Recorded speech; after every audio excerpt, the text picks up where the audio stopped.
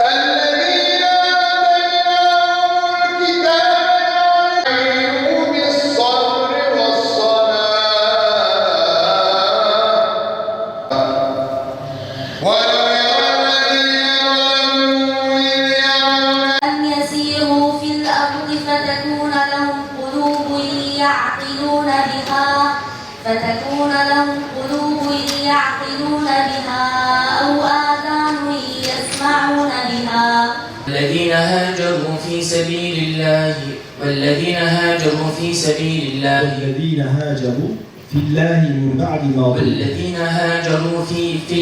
من بعد ما ظلموا لنبوئنهم في الدنيا حسنة بعضهم يومئذ يموج في بعض ونفخ في الصور فجمعناهم جمعا وعرضنا جهنم يومئذ للكافرين عرضا. قل من رب السماوات السبع ورب العرش العظيم سيقولون لله قل أفلا تتقون.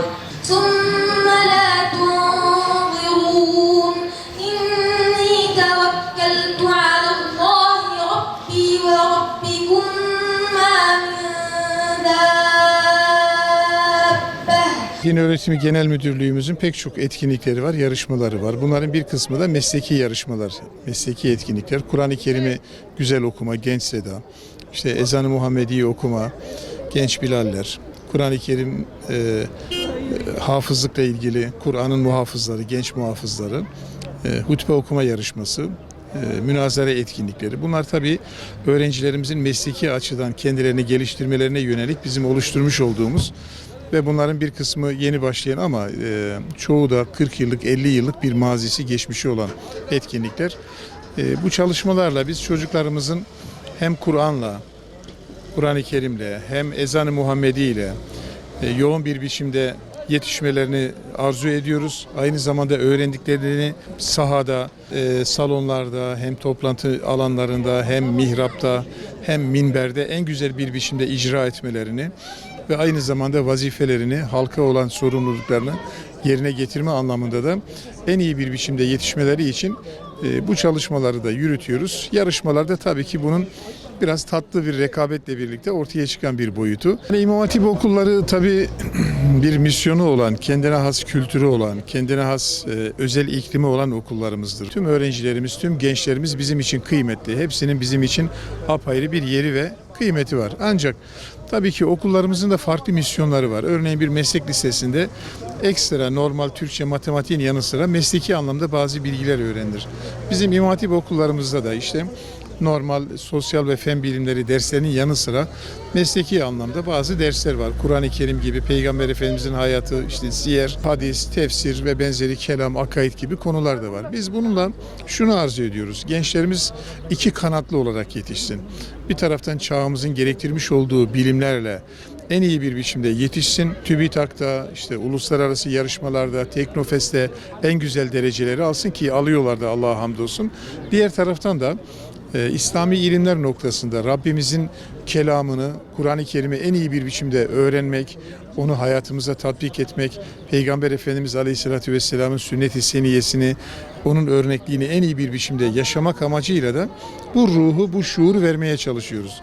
Yani dolayısıyla İmam Hatip öğrencisi, İmam Hatip'teki misyon Kur'an'ı, sünneti, İslami sahih geleneği dikkate alan, hem Efendimiz Aleyhisselatü Vesselam'dan günümüze gelinceye kadar geleneğimizde var olan, İslam medeniyetimizde var olan tüm güzellikleri barındıran, kökü bu anlamda buralardan gelen ve beslenen ama bir yönüyle de geleceğe ufku açık olan, geleceğe umutla bakan, 100 yıl sonrasının, 3 asır sonrasının, 5 asır sonrasını da planlamasını yapmaya çalışan, kendini bu anlamda yetiştirmeye çalışan bir nesil.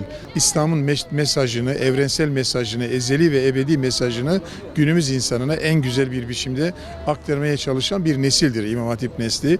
Biz bu misyonla çocuklarımızı, gençlerimizi yetiştirmeye çalışıyoruz. Yani vatanına, milletine, dinine, diyanetine bağlı, kutsal değerlerine bağlı, inançla yoğrulmuş fedakar bir nesil. İmam Hatip neslini biz böyle görüyoruz. Hiçbir dinde olmayan bir şey. Yani ne Yahudilikte, ne Hristiyanlıkta, ne Budizm'de onların kutsal kitaplarını ezberleyip böyle tekrar etme, okuma, anlama çabaları yoktur. Bu sadece Kur'an'a has bir şeydir. Bu da Kur'an-ı Kerim'in mucizevi yönünü gösteriyor. Allah tarafından gönderilmiş bir kelam olduğunu belgelemiş oluyor. O yüzden Peygamber Efendimiz hafızdı. Sahabe-i kiramdan işte 4 halife hafızdır. Muaz bin Cebel gibi, Enes bin Malik gibi pek çok insanlar da bu anlamda Kur'an-ı Kerim'i baştan sona öğrenmişlerdir. Aşama aşama öğrenmiş ve öğretmişlerdir. Hem Kur'an'ın satırlarda olması hem de sadırda olması, yani yüreğimizde, kalbimizde, gönlümüzde olması çok çok önemli. Bu güzel bir gelenek, hafızlık geleneği. Biz bunu proje okullarımızda, yani örgün eğitimle birlikte hafızlık projesini uyguluyoruz Diyanet İşleri Başkanlığı'yla. Geleceğin tebliğcilerini, geleceğin mürşitlerini, irşad edici insanlarını, halkımızı yönlendirecek, doğru bir şekilde onları rehberlik edecek insanları yetiştirmek için de hem Kur'an-ı Kerim'i hıfzeden, İslami ilimlerle kendisini geliştirmiş, ilahiyat eğitimini İslami ilimlerde iyi başarılar elde etmiş bir nesil yetiştirmek bizim boynumuzun borcudur. Tüm bu çabalarımız da ona yöneliktir.